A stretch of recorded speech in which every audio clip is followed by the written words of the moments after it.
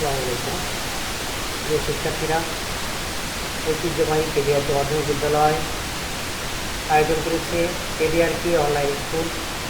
শিক্ষার্থীরা, তোমরা ঘরে বসেই আমাদের অনলাইন ক্লাসে তোমরা পাঠদান করতে পারছো এবং নিয়মিত কাজে পড়াশোনা চালিয়ে যাচ্ছ। প্রতিমন্ত্রী বাংলাদেশ সরকার ঘোষিত এবং শিক্ষা মন্ত্রণালয়ের নির্দেশনা অনুসরণ করে যশোর শিক্ষা বোর্ড সকল শিক্ষা বোর্ড যে অনলাইন কার্যক্রম হাতে নিয়েছে তার সাথে সম্পৃক্ত সকলকে আমি ধন্যবাদ জানাচ্ছি। আমি এন রহমান, সহকারী শিক্ষক বিজ্ঞান, কেডিআরকে মাধ্যমিক বিদ্যালয়। প্রিয় শিক্ষার্থীরা, আজকে আমি তোমাদের সাথে পঞ্চম অধ্যায়ের ষষ্ঠ শ্রেণী পঞ্চম অধ্যায়ের সরল সমীকরণ বিষয়ে আলোচনা করব। এই সরল সমীকরণ অধ্যায়টির মাধ্যমে খুবই গুরুত্বপূর্ণ। এই অধ্যায় থেকে তোমাদের প্রায়শই প্রশ্ন এসে থাকে। প্রিয় শিক্ষার্থীরা, আমরা একটি সমীকরণ বোর্ডে লিখছি এক্স প্লাস 5 1 10। শিক্ষার্থীরা, এই যে সমীকরণটা আছে এটা থেকে আমরা জানবো সমীকরণ কাকে বলে। এখানে এক্স যেটা আছে তোমরা দেখো, এটার নাম হচ্ছে অজ্ঞাত রাশি, যেটা আমরা জানি না যে মানটা কত। এই অজ্ঞাত রাশি এটাকে অনেকে বলে চল বা চলক। আর এই যদি প্লাস মাইনাস গুণ ভাগ, এই চিহ্নকে বলা হচ্ছে তোমার প্রক্রিয়া চিহ্ন। এই প্রক্রিয়া চিহ্ন তোমরা পঞ্চম শ্রেণীতে শিখেছো, যে প্লাস মাইনাস। আর এই দিকে একটা চিহ্ন, এটাকে বলা হয় সমান চিহ্ন। তাহলে শিক্ষার্থীরা, আমরা কিন্তু দেখতে পাচ্ছি এই যে অজ্ঞাত রাশি, চলক এবং সমান চিহ্ন এবং প্রক্রিয়া চিহ্নের সমন্বয়ে যে সার্বিক একটা খোলা বাক্য আমরা পেয়েছি, গাণিতিক খোলা বাক্য, এটাকে বলা হচ্ছে সমীকরণ। তাহলে আমরা যদি সমীকরণ সংজ্ঞায়িত করি তাহলে কি বলতে হবে? এই সমীকরণটি মূলত বলা হচ্ছে ইকুয়েশন। এই ইকুয়েশনটা কি এটা আমরা জেনে নেই। অজ্ঞাত রাশি, প্রক্রিয়া চিহ্ন এবং সমান চিহ্ন সংবলিত গাণিতিক খোলা বাক্যকে সমীকরণ বলে। যেমন আমরা যদি সংজ্ঞায়িত করি, যেমন y প্লাস 1 সমান 5। সেক্ষেত্রে প্রিয় শিক্ষার্থীরা, প্রথম থেকে অজ্ঞাত রাশি, প্রক্রিয়া চিহ্ন এবং সমান চিহ্ন সম্বলিত একটা গাণিতিক বাক্য দিয়েছি, তোমরা দেখতে পাচ্ছ। এই গাণিতিক বাক্যের দুইটা পক্ষ আমরা কিন্তু দেখতে পাচ্ছি। এই যে দুইটা পক্ষ, এর বাম পাশে সমান চিহ্নের বাম পাশের পক্ষটা হচ্ছে বাম পক্ষ বা লেফট সাইড, এবং ডান পাশের পক্ষ যেটা, এটাকে বলা হচ্ছে রাইট সাইড অর্থাৎ ডান পক্ষ। তাহলে আমরা কিন্তু দেখতে পাচ্ছি যে সমান চিহ্নের বাম পাশের পক্ষকে বাম পক্ষ এবং ডান পাশের পক্ষকে ডান পক্ষ বলে। তাহলে আমরা কিন্তু সমীকরণ কি সেটা জানতে পারলাম। সমীকরণের দুটি পক্ষ থাকে, বাম পক্ষ এবং ডান পক্ষ, সেটাও জানতে পারলাম। এই বাম পক্ষটা জেনে আমাদের কী হবে? এই শিক্ষার্থীরা, কখনো তোমাদের পরীক্ষায় 4 নম্বরে তোমাদের পরীক্ষা সেটাকে সূচি পরীক্ষা করো, সেক্ষেত্রে সূচি পরীক্ষায় তোমার যে বীজটা সমীকরণ একটু পরে জানবো, সেটার মান বসিয়ে আমরা ডান পক্ষ বাম পক্ষ সমান দেখালেই বলতে পারবো সমীকরণটির সূত্র রয়েছে। সেজন্য তোমাদের জন্য ডান পক্ষ বাম পক্ষ চিহ্নিত করাও তোমাদের জন্য গুরুত্বপূর্ণ। প্রিয় শিক্ষার্থীরা, অধ্যায়টির নাম সরল সমীকরণ। তাহলে আমরা সরল সমীকরণ কাকে বলে সেটা একটু জানবো। এই যে সিম্পল ইকুয়েশন বা সরল সমীকরণ যেটা, এই সরল সমীকরণটা কাকে বলে সেটা তোমাদের জানতে হবে। তাহলে আমরা কিন্তু জানলাম সমীকরণ কি। শিক্ষার্থীরা, তোমরা খাতা কলম নাও এবং সংজ্ঞাটি লিখে নাও। আমরা কিন্তু গুরুত্বপূর্ণ একটা অধ্যায় আছি। সরল সমীকরণ কি?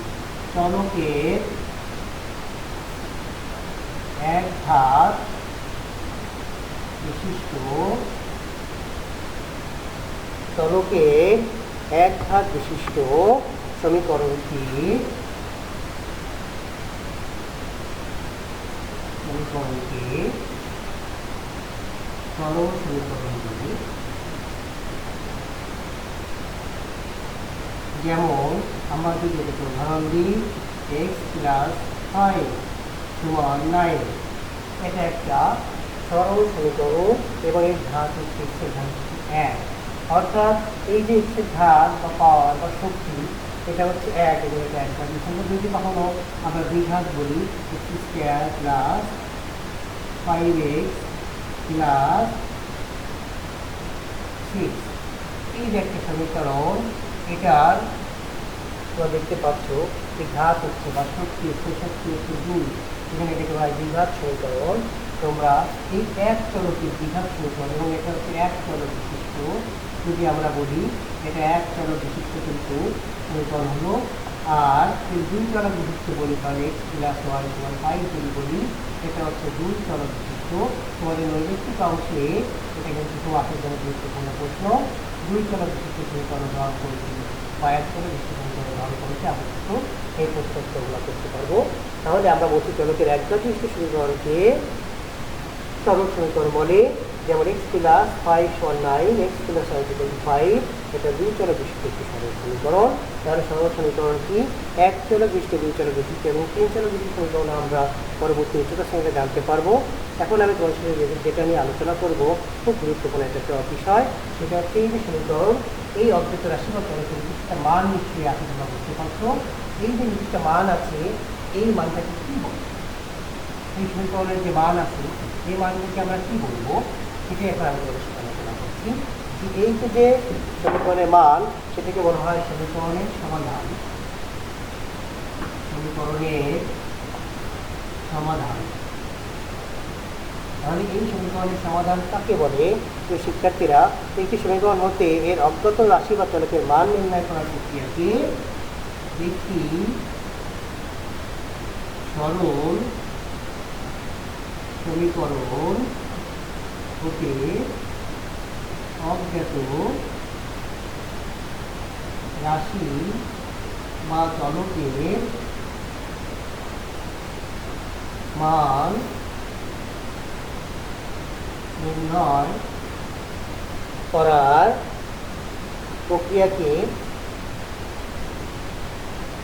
প্রক্রিয়াকে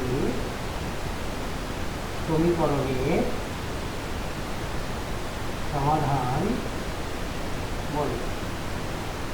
তাহলে একটি সরল সমীকরণ হতে অজ্ঞাত রাশি বা চলকের মান নির্ণয় করার প্রক্রিয়াকে সমীকরণের সমাধান বলে। চলকের মানকে সমীকরণটি মূল বা দিক বলে। চলকের মানকে সমীকরণটি মূল বা দিক বলে।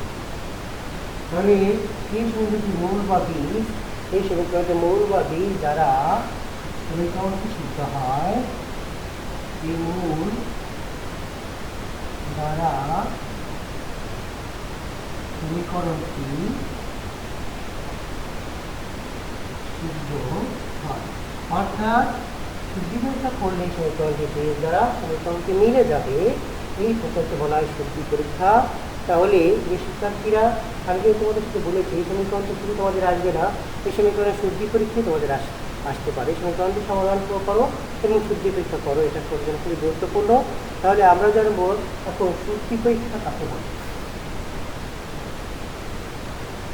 শুদ্ধি পরীক্ষা, শুদ্ধি পরীক্ষা কাকে বলে শিক্ষার্থীরা, এটা আমাদের জানতে হবে।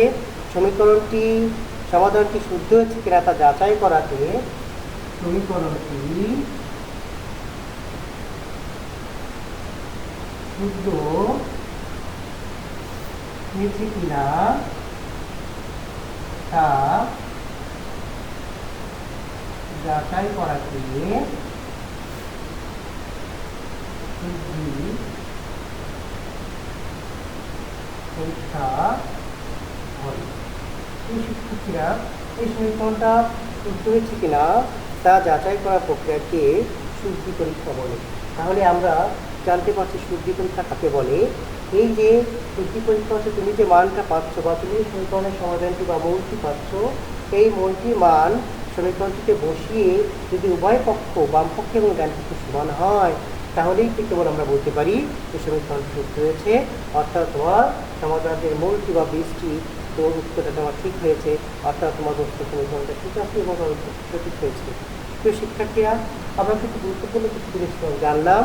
কি জিনিস জানলাম আমরা কিন্তু জানছি যে অধ্যায়ের সরল সমীকরণ কাকে বলে, চলকের একঘাতবিশিষ্ট সমীকরণকে সরল সমীকরণ বলে, যেমন x প্লাস 5 9।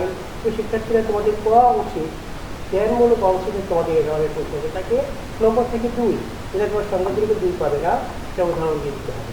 সমীকরণের সমাধান বলতে কি বোঝা যায়, আশেপাশে সঙ্গে সংজ্ঞায়িত করো একটি সরল সমীকরণকে অজ্ঞাত রাশি বা চলকের মান নির্ণয় করা পথে সমীকরণের সমাধান বলে। চলকের মানকে সমীকরণের মূল বা বীজ বলে। এই মূল দ্বারা সমীকরণ সিদ্ধ হয়। শুদ্ধ পরীক্ষা বলতে আমরা কি বুঝি? সিদ্ধতার প্রশ্ন আসলে কিন্তু শুদ্ধ পরীক্ষার প্রশ্ন এসে যায়। শুদ্ধ পরীক্ষাতে যিনি সমীকরণটি শুদ্ধ হয়েছে কিনা তা যাচাই করাকে শুদ্ধ পরীক্ষা বলে। আর কিন্তু তোমাদের বইয়ের যে আলোচনাটা আছে সেটাই কিন্তু তোমাদের আলোচনা করবে। তোমাদের এই সংখ্যক সংখ্যাগুলো কিন্তু তোমাদের বইয়ে আছে এবং যা তোমাদের কিন্তু ক অংশে আসতে পারে। প্রিয় শিক্ষার্থীরা, এখন আমরা কিছু অঙ্ক করবো তোমাদের বইয়ে। এই যে পঞ্চম অধ্যায়ে যে অঙ্কগুলো আছে, তোমরা কিছু অঙ্কগুলো বইয়ে বের করো এবং দেখো আমরা কিছু অঙ্ক করবো এবং কীভাবে সেটা উত্তর করবো তোমরা একটু দেখো। প্রিয় শিক্ষার্থীরা, অঙ্কগুলো কিন্তু আমাদের খুবই গুরুত্বপূর্ণ করে, এটা তোমাদের পরীক্ষা এসে থাকে এবং পরবর্তী শ্রেণীতে কিন্তু এই ধরনের অঙ্কগুলো পাবে। এই জন্য আমরা এই অঙ্কগুলো করি। দেখো 1 থেকে 11 তোমাদের জন্য একটি অংশ, অর্থাৎ 3 তোমরা এটা পারো। যেগুলো আমরা 12 থেকে করি, কোশ্চেন লেখা আছে সমাধান করো, সমীকরণগুলো সমাধান করো। প্রথম কোশ্চেনটা আছে x প্লাস 4 সমান সমান 10। শিক্ষার্থীরা, তো দেখিয়ে বুঝতে পারছো যে এখানে প্রক্রিয়া চিহ্ন আছে, প্লাস একটা অজ্ঞাত রাশি আছে x এবং সমান চিহ্ন ঘরে আছে 13। তাহলে এটা একটা সাময়িক সমীকরণ যার সমাধান তোমাকে করতে হবে, অর্থাৎ এই সমীকরণের বীজ তোমাকে বের করতে হবে, মূল বের করতে হবে। সেক্ষেত্রে আমরা যখন সমাধানে দুইটা পক্ষ আছে যেন বা ব্যবহার করবো, বা আমরা অজ্ঞাত রাশির মান বের করবো, ওই জন্য অজ্ঞাত রাশিটা রেখে দেবো। এই যে পাশে 13 আছে কিন্তু ডান পক্ষে, আর বাম পাশ থেকে +4 যখন ডান পক্ষে যাবে তখন সেটা হয়ে যাবে -4, অর্থাৎ প্লাস থাকলে হয়ে যাবে মাইনাস, মাইনাস থাকলে হয়ে যাবে প্লাস, গুণ থাকলে হয়ে যাবে ভাগ, ভাগ থাকলে হয়ে যাবে গুণ। তাহলে আমরা কিন্তু এটা বুঝতে পারছি যে পক্ষান্তর হলে চিহ্নের পরিবর্তন হচ্ছে। সেক্ষেত্রে কি থাকছে দেখি আমরা, 13 থেকে যদি 4 যায় তবে থাকে। নিশ্চয়ই তোমরা অনেকে কিন্তু বলতে পারছো, হাত কিছু বলছো, তাই না? বলতে চাচ্ছ, অনেকে জোরে হয়তো বলে দিচ্ছ কত, 13 থেকে যদি 4 যায় আমরা বলতে পারি 9, 9 আর 4 13। তাহলে এই দুটি সমীকরণটা আমরা সমাধান করলাম। নিম্ন সমাধান x সমান 9, কেউ যদি লেখে নিম্ন বীজ x সমান 9, তার উত্তরটি সঠিক হবে। কেউ লেখে নিম্ন মূল x সমান 9, তার উত্তরটা সঠিক হবে। প্রিয় শিক্ষার্থীরা, এটা কিন্তু আমরা সমীকরণটি সমাধান করলাম। এটা কিন্তু খ অংশে কিন্তু এসে থাকে সমীকরণটি সমাধান করো, আর গ অংশে কিন্তু আমাদের প্রায় সময় দেয় সমীকরণটি শুদ্ধি পরীক্ষা করো। সেক্ষেত্রে আমাদের শুদ্ধি পরীক্ষা করি কীভাবে করবো আমরা একটু দেখে নিই। আমরা কিন্তু সৃজনশীল প্রশ্ন তোমাদের যখন দিব তখন কিন্তু পরীক্ষা কিন্তু শুদ্ধি পরীক্ষা করতে বলবে। এই শুদ্ধি পরীক্ষার জন্য তোমাদের 4 নম্বর পদে থাকবে। তাহলে যদি শুদ্ধি পরীক্ষা করি তাহলে আমরা কীভাবে করবো দেখি। আমরা এখানে বাম পক্ষ, তোমরা সবাই জানো বাম পক্ষ কি, সমান চিহ্নের বাম পাশের পক্ষকে বাম পক্ষ বলে। বাম পক্ষে আছে x প্লাস 4, অর্থাৎ এই যে আমরা যে বীজ পেলাম 9, এই 9 কে এখানে বসায় দেবো। তোমার 9 আছে কত 10, এখানে আমার ডাইন পক্ষ কত আছে দেখো তো, ডাইন পক্ষ তোমার আছে 13। তাহলে বাম পক্ষ আর ডাইন পক্ষ যখন সমান, আমরা কি করবো সমীকরণটি শুদ্ধ হয়েছে, তাহলে সেই শিক্ষার্থীরা আমরা কিন্তু জানতে পারছি যে আমরা সমাধান যদি করতে পারি, ওই সমাধানের প্রাপ্ত মানটি আমরা যদি এই সমীকরণ অজ্ঞাত রাশির স্থানে বসিয়ে দিই, তাহলে কিন্তু আমরা এই যে সমীকরণটি শুদ্ধ হয়েছে কিনা বা শুদ্ধ পরীক্ষা আমার করা হয়ে যাচ্ছে, যে সমীকরণ শুদ্ধ পরীক্ষা করতে পারছো, তাহলে আমরা কিন্তু এভাবে প্রতিটা অঙ্কে কিন্তু শুদ্ধ পরীক্ষাও করতে পারি। আমরা যদি এর পরের অঙ্কটা দেখি, প্রত্যেকে আমরা তো দেখি, এটা কিন্তু অনেকে তুলে নিচ্ছে, তাই না? সবাই কিন্তু এটা তুলে নিচ্ছে। তাহলে আমরা পরের অঙ্কটা দেখি, পরে 13 নম্বর অঙ্কটা কি আছে প্রত্যেকে আমরা দেখি। 13 নম্বর অঙ্কটা এখানে আছে এক্স প্লাস 5 সমান 9, তোমরা করো দেখি। এক্স প্লাস 5 সমান 9, আমি জানি অনেক ইতিমধ্যে অঙ্কটা করার পরে এটা কিন্তু করে ফেলেছো। এই যে একটা সরল সমীকরণ আছে, এই সমীকরণটির সমাধান, তাই না? প্রত্যেকেই করতে পারছে, তাই না? অনেক কিছু ভালো লাগছে যে হ্যাঁ এটা পাচ্ছি, আমি পারা যাচ্ছে। তাহলে বা আমরা এখানে এক্স ইকুয়াল টু এই প্লাস 5 যদি এই পাশে যায় কি হবে? -5, তাই না? তাহলে বা এক্স ইকুয়াল টু আমার পাচ্ছে 9 -9, কত থাকে বলো তো? 4।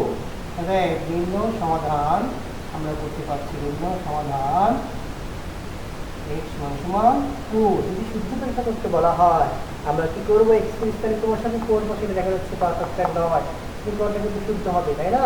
তাহলে প্রতিটা অঙ্কে কিন্তু আমরা শুদ্ধ পরীক্ষা করতে পারবো বলে আমি বিশ্বাস করি তোমরা কিন্তু এটা বুঝতে পেরেছো। এখন 14 নম্বর অঙ্কটা তোমাদের বইয়ে কি আছে তোমরা দেখো। y প্লাস 1 ইকুয়াল টু, আমি কিন্তু বইয়ে দেখছি y প্লাস 1 সমান সমান 10। নিশ্চয়ই তোমরা অঙ্কটি করতে পারবে, তাই না? y সমান কত হবে? 10 - 1, বা y সমান কত? দেখো তো 10 থেকে 1 গেল 9, এই প্লাস -1 হলো, তাই না? 10 - 1 সমান 9। অতএব নিম্ন সমাধান y সমান 9। এই যেখানে আর কোথাও কোনো অঙ্কে y আছে, কোনো অঙ্কে x আছে, কোনো অঙ্কে z থাকতে পারে, p থাকতে পারে, যাই দেওয়া হোক না কেন, এটা একটা অজ্ঞাত রাশি। অজ্ঞাত রাশি আমাকে এক্স ওয়াই জেড পি আমরা যে কোনো একটা অজ্ঞাত রাশি ধরতে পারবো এবং সেই অজ্ঞাত রাশি কিন্তু আমরা মান নির্ণয় করতে পারবো, তাই না? আমরা দেখি 16 নম্বর অঙ্কটা দেখি। 15 নম্বর অঙ্ক তোমরা পাশে করতে পারতেছো। 16 নম্বর অঙ্ক দেখো, জেড ব্যবহার করা আছে একটা অজ্ঞাত রাশি, জেড প্লাস 3 1 50, 15 আছে, তাই না?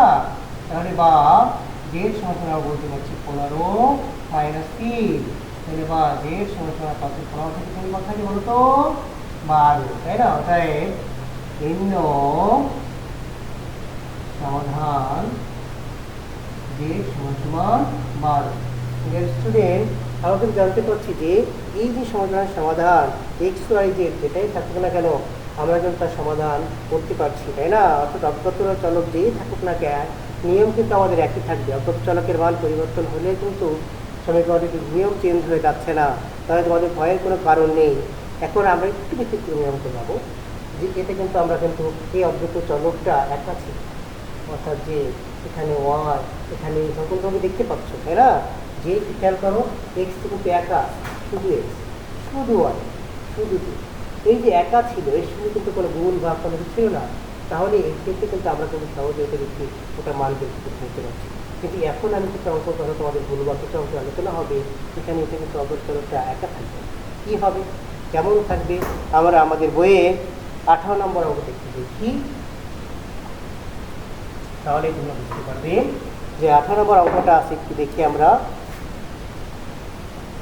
2x প্লাস 1 সমান 9, বা 2x সমান 9 মাইনাস 1, বা 2x সমান 8।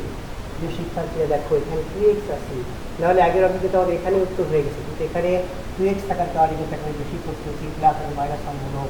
এখানে দেখো এই জিনিস গুণে আসে, 2 গুণে 2x, এই পাশে এটা গুণ হলে কেন তো ভাগ হবে। তোমাকে বলতে পারছো যোগ থাকলে হবে বিয়োগ, বিয়োগ থাকলে হবে যোগ, গুণ থাকলে হবে ভাগ, ভাগ থাকলে হবে গুণ।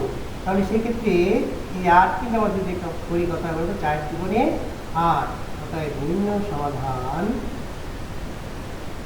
কত হচ্ছে বলতো? নিম্ন সমাধান x কত হচ্ছে 4। তাহলে কিন্তু আমরা ইজিলি করতে পারছি যে এখানে কিন্তু এই ব্যতিক্রমটা কিন্তু আমাদের এখানে আছে, যে এই যে 2x অর্থাৎ এই যে গুণে আছে তাই এটাই ভাগ হয়ে যাচ্ছে। আমরা 17 নম্বর কিন্তু আরও সহজ তোমরা করেছো। সুতরাং আমার পাশে 3x, মানে একই নিয়মে আমরা দেখছি 3x ইকুয়াল টু 12, বা এখানে কিন্তু যোগ কিছু নেই, গুণে আছে, এটা হচ্ছে ভাগে চলে গেছে, তাই না? তাহলে x ইকুয়াল টু আমাদের কত হচ্ছে 3 বা এটাই তোমাদের নিম্ন সমাধান বা সলভ, এটি হচ্ছে নিম্ন সমাধান বা সলভ করা হয়ে গেল। তাহলে আমরা গুণে আছে বলে 3x গুণে আছে, 3 গুণে 3x গুণে আছে বলে এটাকে আমরা সহজে কিন্তু ভাগ করে ফেলতে পারছি এবং অঙ্কটা করতে পারছি। এখন আমি তোমাদের সাথে এই যে অঙ্কগুলো তোমরা করছো এই অঙ্কগুলো থেকে দেখো তোমরা পারবে কিনা। আমি যদি একটা উদাহরণ দিই তোমাদের সাথে, দুইটা পক্ষের একটা উদাহরণ দিলাম। আমরা দেখি এখানে অঙ্কটা 4x প্লাস 1 সমান 3x প্লাস 5, দুইটা পক্ষ কিন্তু এখানে আছে, দুই পাশে কিন্তু চলক আছে। তো শিক্ষার্থীরা তোমরা দেখতে পাচ্ছ এ পাশেও চলক আছে 4x, এ পাশে চলক আছে 3x। দেখো এখানে অজ্ঞাত রাশির মান দুই পক্ষে আছে। সেক্ষেত্রে আমরা কিভাবে করবো? এটা কিন্তু অনেকেই করছে যে রাও কীভাবে করবো স্যার, এটা তো দুই পক্ষে আছে। হ্যাঁ, আমরা পক্ষান্তর করবো, এক্স গুলো এক পাশে আনবো, অর্থাৎ অজানা রাশিকে এক পাশে নেবো। এই 4x আর 3x এক পাশে, এই 4x 3x এর পাশে প্লাস আসছে, পাশে মাইনাস হয়ে যাচ্ছে। এই যে চিহ্নগুলো আছে আমাদের প্লাস 5, এই মাইনাস হয়ে গেল প্লাস 1 হয়ে গেল মাইনাস 1। 4x কে 3 ভাগ করতে একটা x, তোমার 5 বিয়োগ 1 কত হতো 4। তাহলে এই যে সমীকরণ আমরা পাচ্ছি, দেখো এই যে অজ্ঞাত রাশিগুলোকে এক পাশে নিলাম এবং এই সমান চিহ্নের পরে কিন্তু আমরা গাণিতিক সেগুলো নিয়ে গেলাম। তাহলে এটা ক্ষেত্রে নিম্ন সমাধান আমাদের কত হচ্ছে দেখো তো। এই নিয়ে তোমাদের উপরে অঙ্ক আছে, আমি কেন করছি না, আমি তাই ওগুলো তোমরা বাসায় নিজেরা প্র্যাকটিস করে এবং তোমাদের শ্রেণী হচ্ছে দেখাও। নিম্ন সমীকরণটির মূল কত হচ্ছে x সমান 4, অর্থাৎ অজানাটির মান হচ্ছে 4। এখন আমরা সমীকরণ সূত্র পরীক্ষা করি, তাহলে কিন্তু এই সমীকরণের উভয় পাশে কিন্তু আমাদের মান বসাতে হবে, অর্থাৎ এই 4 × 16 প্লাস 117, 3 × 4 = 12 প্লাস 5 17। দেখো উভয় পাশে কিন্তু এই 4টা বসালেই আমরা 17 পাবো। উভয় সমীকরণে কিন্তু আমরা মূল বসাতে পারছি। তাহলে কিন্তু শিক্ষার্থীরা আমরা কিন্তু তোমাদের বইয়ের এই কয়টা অঙ্ক কিন্তু সবাই কিন্তু পারবো, যে কয়টা বাকি আছে নিশ্চয়ই তোমরা করতে পারবে, তাই না? এখন আমি তোমাদের যদি প্রশ্ন করি যে সমীকরণ কী, তাই না? তোমরা অনেকেই হাত তুলবে, তাই না? অনেকেই বলবো যে আমি পারি স্যার, আমি বলি স্যার বলতে পারবে, তাই না? আমি যদি প্রশ্ন করি সমীকরণের মূল কাকে বলে, সেটাও তোমরা বলতে পারো। আমি যদি বলি সরল সমীকরণ কাকে বলে, বলতে পারো। আমি সরল সমীকরণ উদাহরণ দাও, একটি সমস্যা সরল সমীকরণ উদাহরণ দাও, তোমরা নিশ্চয়ই পারবে, তাই না? আমি যদি বলি শুদ্ধি পরীক্ষা কাকে বলে, বাম পক্ষ কাকে বলে, তাই না? তোমরা অবশ্যই এটা উত্তর করতে পারবে এবং অনেকেই তোমরা উত্তরটা করবে। তো আমি এই যে গাণিতিক সমস্যাগুলো তোমাদের সাথে আলোচনা করলাম এবং এর সমাধান করলাম, নিশ্চয়ই তোমাদের ভালো লেগেছে, তাই না? তোমাদের ভালো লেগে থাকে তোমরা অবশ্যই এগুলো বাড়িতে করবে এবং তোমাদের শ্রেণী শিক্ষকই কিন্তু ছুটির পরে এগুলো দেখাবে।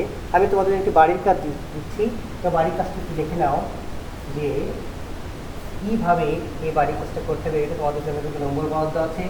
তোমাদের যে স্কুল কর্তৃক যে মূল্যায়ন হবে, ধারাবাহিক মূল্যায়ন, এই ধারাবাহিক মূল্যায়নে কিন্তু তোমাদের এই বাড়ির কাজগুলো প্রদর্শন করতে হবে এবং এটার জন্য তোমাদের নম্বর বরাদ্দ থেকে তোমরা জেনে থাকবে, তাই না? তাহলে আমরা এই যে ধারাবাহিক মূল্যায়নের জন্য যে কাজটি দেবো আজকে বাড়ির কাজ, প্রত্যেকটি বাড়ির কাজটি আমরা তুলে নিই। এই বাড়ির কাজ হোমওয়ার্ক, যেটা এই বাড়ির কাজ তোমার ডায়েরিতে লিখে নাও। আমাদের স্কুল কর্তৃক তোমাদের কাছ থেকে ডায়েরিতে দেওয়া হয়েছে, এই ডায়েরি তোমাদের বাড়ির কাছে লিখতে হবে নিয়মিত। তোমাদের অভিভাবক কিন্তু দেখতে চাইবে, তাই না? এবং আমরাও কিন্তু দেখবো যে বাড়ির কাজ তোমরা লিখছো কিনা। তাহলে এই বাড়ির কাজটা একটু খাতায় তুলে নাও। আমি একটি উদ্দীপক তোমাদেরকে দিচ্ছি,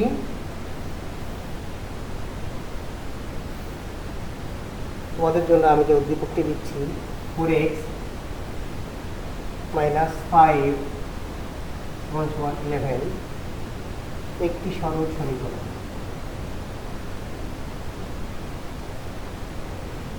একটি সরল, তোমাদের বইয়ের এই প্রশ্নগুলোর মধ্যে কিন্তু দিচ্ছি, তোমাদের বই লেখে দিচ্ছি এবং তোমাদের পরীক্ষা বই আসবে। 9 নম্বর যে প্রশ্নটি আমি তোমাদের জন্য করছি, সরল সমীকরণের সংজ্ঞা দাও।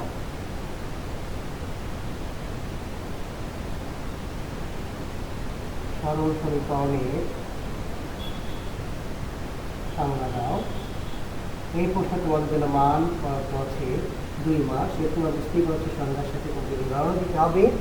দ্বিতীয় প্রশ্নটি করছি, উদ্দীপকের সমীকরণটি সমাধান করো। এই যে উদ্দীপকে তোমাদের যে প্রশ্নটা আছে, উদ্দীপক যেটা তৃতীয় এবং দ্বিতীয় ও তৃতীয় প্রশ্ন হবে উদ্দীপকের সমীকরণটি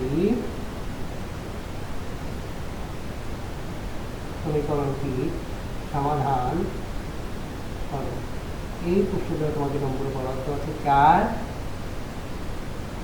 এবং সমাধানের শুদ্ধি পরীক্ষা করো। উদ্দীপকের সমীকরণটি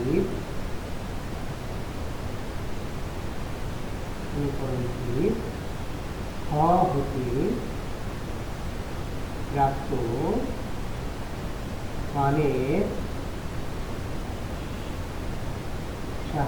যে শুদ্ধি পরীক্ষা করে। শিক্ষার্থীরা, এই যে প্রত্যেক ইনকাম দক্ষতা যে প্রশ্নটা অর্জন করা হলো, যে উদ্দীপিতের যে সমীকরণটা আছে এই খাওয়াতে প্রাপ্ত মানের সাহায্যে ওই সমীকরণটি শুদ্ধি পরীক্ষা করো। তাহলে এই সমীকরণের শুদ্ধি পরীক্ষা বা সমাধানের শুদ্ধি পরীক্ষা কিন্তু আমরা করতে পারবো, যা তোমাদের বলেছি ওই সমীকরণের বৃষ্টি মান বসিয়ে কিন্তু আমরা সহজে এটা শুদ্ধি পরীক্ষা করতে পারবো। তাহলে এই যে বাড়ির কাজটি বাইরের জন্য তোমাদের দেওয়া হলো, এই যে হোমওয়ার্কটা অবশ্যই তোমাদের বাড়িতে করতে হবে এবং তোমাদের সে প্রতিষ্ঠান খোলার পর তোমাদের শিক্ষককে দেখাতে হবে, তাই না? প্রিয় শিক্ষার্থীরা, তোমরা নিশ্চয়ই এটা পারবে, তাই না? অবশ্যই। তাহলে আমি আশা করি তোমরা প্রত্যেকে এটা পারবে এবং বাড়িতে প্র্যাকটিস করবে। প্রিয় শিক্ষার্থীরা, নিশ্চয়ই আমার ক্লাস ভালো লাগলো। আমাদের পরবর্তী ক্লাসগুলো ধারাবাহিকভাবে আমাদের প্রতি অধ্যায়ভিত্তিক করা হবে। আমাদের যে অনলাইন স্কুল আছে তোমরা আমাদের ওয়েবসাইটে স্কুলে আসলে দেখে নেবে এবং আমাদের স্কুলের যে নিজস্ব অনলাইন ফেসবুক আইডি সেখানে তোমরা যুক্ত হবে এবং আমাদের পরবর্তী ক্লাসগুলো ধারাবাহিকভাবে পরবর্তী ক্লাসগুলো দেখতে পাবে। রুটিনভাবে আমাদের ক্লাস পরিচালিত হচ্ছে। প্রিয় শিক্ষার্থীরা, আমার ব্যক্তিগত ইউটিউব আইডি বিএম মিজান, এই ইউটিউব আইডি সাবস্ক্রাইব করেও তুমি আমার ক্লাসগুলো, আমার প্রতিটা ক্লাসগুলো দেখতে পাবে। অঙ্ক, ইংরেজি, বিজ্ঞান ক্লাসগুলোতে তোমাদের দেখার আমন্ত্রণ রইল। প্রিয় শিক্ষার্থীরা, তোমরা এই করোনাকালীন ক্রান্তি লবণে তারা বাড়িতে থাকো, শীত আসছে, আমাদের যথেষ্ট সাবধানতা অবলম্বন করতে হবে। আমাদের মাননীয় প্রধানমন্ত্রী দেশরত্ন শেখ হাসিনা ইতিমধ্যে একটা সংশয় প্রকাশ করেছেন যে শীতে হয়তো এই করোনা ভাইরাসের সংক্রমণ বাড়তে পারে। আমরা এই শীতে একটু সাবধান থাকবো, অন্য বাড়ির থেকে একটু সাবধান থাকবো, কারণ এই শীতে কিন্তু শীতের যে রোগগুলা, শীতকালীন যে রোগগুলা থাকে তার সাথে কিন্তু করোনার একটা লক্ষণের মিল রয়েছে। এজন্য করোনা যেন না হয় বা করোনা সংক্রমণ যেন না করে সেজন্য সজাগ থাকবো। আমাদের প্রতিবেশী, আমাদের নিকটজন যারা যাদের সাথে আমরা মিশি তাদেরকে একটু সাবধান হতে বলবো, কারণ নিজেরা সাবধান হলে হবে না, তাদের মাধ্যমে কিন্তু আমাদের সংক্রমণ হতে পারে। এজন্য প্রত্যেকের ব্যাপারে আমরা সচেতন করব এবং দেশের সুনাগরিক হিসেবে দায়িত্ব পালন করবো, দেশ গঠনে অংশগ্রহণ করব, নিয়মিত পড়াশোনা করব এবং আমরা আমাদের স্বাস্থ্যবিধি মেনে চলব। ধন্যবাদ প্রিয় শিক্ষার্থীরা, সবাই ভালো থেকো এবং নিয়মিত তোমাদের পড়াশোনার কাজ চালিয়ে যাও। ধন্যবাদ সবাইকে।